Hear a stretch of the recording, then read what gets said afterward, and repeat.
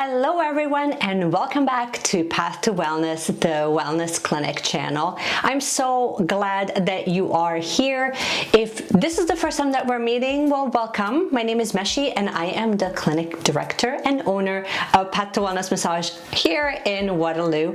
So in today's video, we're going to be talking about a very relevant topic that I think you will find absolutely helpful, which is how to improve your lung capacity. What are the 5 things that you can do as of right now to improve your lung capacity as of today? As of today, we have just passed in the Waterloo region the bylaw that states that you absolutely have to, it is mandatory for you to wear a face mask anytime that you go into an indoor facility. And some of those facilities include shopping malls and like any type of facilities that have like larger amounts of people there. So you will find more and more increase in having to wear face masks. Now, I'm not here to discuss whether I agree with it or not. This is not a debate about that. It's more just kind of give you a little bit of what you can do to prepare your body to really make you feel a little bit more empowered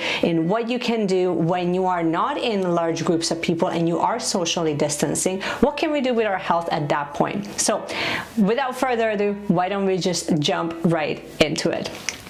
So first and foremost, what I wanted to address is obviously when it comes to face masks and when it comes to face coverings, I'm specifically going to be addressing face masks such as this one. So this is a cloth mask, and you know, you just kind of have like a little bit of a wiring around the nose so that it kind of covers, it's nice and snug, and then it comes right underneath your jawline. So essentially it covers your nose and your mouth so that you're essentially breathing through that fabric. Now, for short amount of time, this does not really create a massive problem. This becomes more of a concern when you're wearing a mask for a longer periods of time. And for some of you, you might not really have an option, but you have to wear it, whether it's mandatory through your work or your employer requires it, or literally you're in an area where you're around a lot of people that you absolutely have to wear a mask. So what can we do? Because are you at this point just out in the elements and you're sort of, you know, we're going to just sit here and wait until any of the gym facilities open? What can we really do to help improve our own body's response to the reduced oxygen intake? So reality is when you're wearing a face mask, it reduces your oxygen intake, and as you're breathing out carbon dioxide, you're essentially breathing that back in. So it does become quite a concern. However, it's not as bad as you might think. So the first thing that we can absolutely do is, if you have a shower, use steam. Create steam around you in the bathroom, and steam absolutely opens up your pores. So steam so any form of hydrotherapy, in our case, steam absolutely has been shown to help with the oxygen intake, as well as it does also filter the hot air. So it does have a cooling effect, but more importantly, it does increase your lungs capacity to be able to take in more air. Okay, what else can we do? Let's say you don't have access to steam, you don't have a sauna, you don't want to create a steam in your bathroom, or you just absolutely hate the thought of steam. What can we do? Number two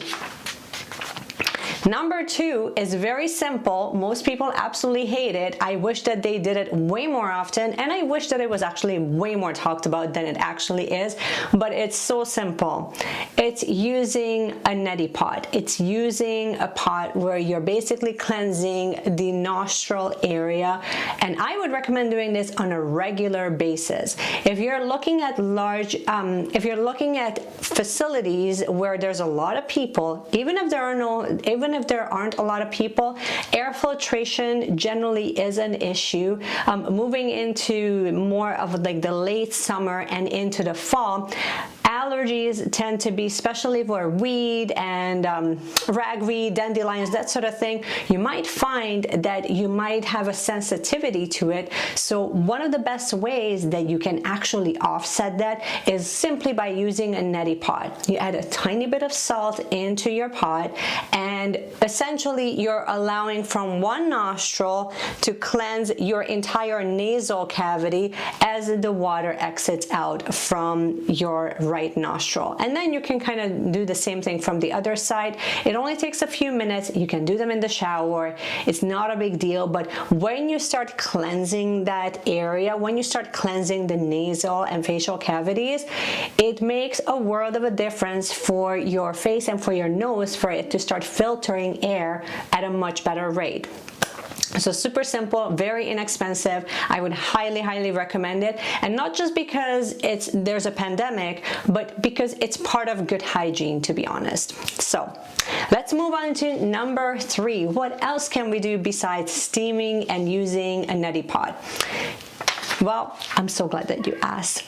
We can exercise.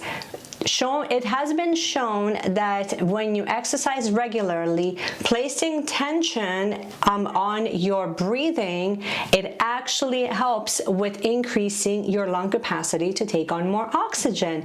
Isn't that funny? So it looks like exercise is continuing to show us that there's more and more benefits than there is setbacks. So if you're able to create a routine where you add movement into your day, at least 20 minutes a day, or a half an hour exercise about 3 times a week, it definitely has been shown that it increases your lung capacity for it to handle oxygen at a higher rate than when you're resting.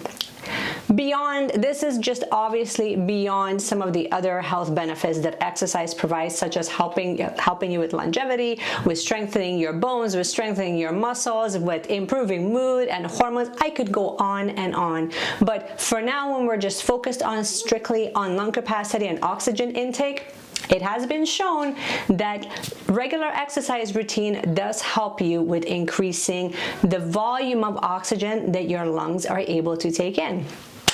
Let's move on. What else can we do?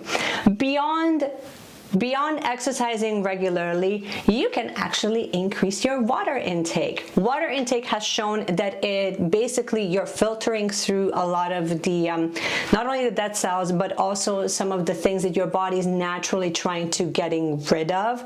And one of the best ways that you can sort of help your body along is by increasing your water intake. During summertime, like during the summer months, I would highly suggest that you not only increase your water intake, but you increase your electrolyte intake as well. Add a tiny bit of sodium into the water because you're sweating way more than you normally would. And I would also add something in there so that your cells are just able to function at a much better rate. Hydrated cells equals hydrated lungs equals happy body, basically. Okay, and what is the last tip that I have for you that you can do? And I mean, it's kind of funny that I didn't actually add this, but one of the most obvious ones is actually breath work. Doing regular breath work, it trains not only your diaphragm, but it trains your body for it to increase in capacity of how much air it's able to take in.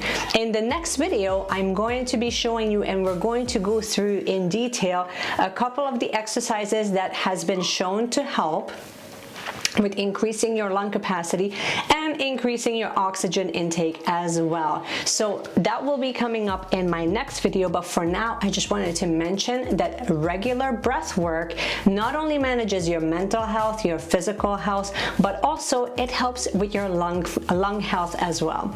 So I would actually love to hear from you guys. First of all, how do you actually feel about wearing masks for long periods of time?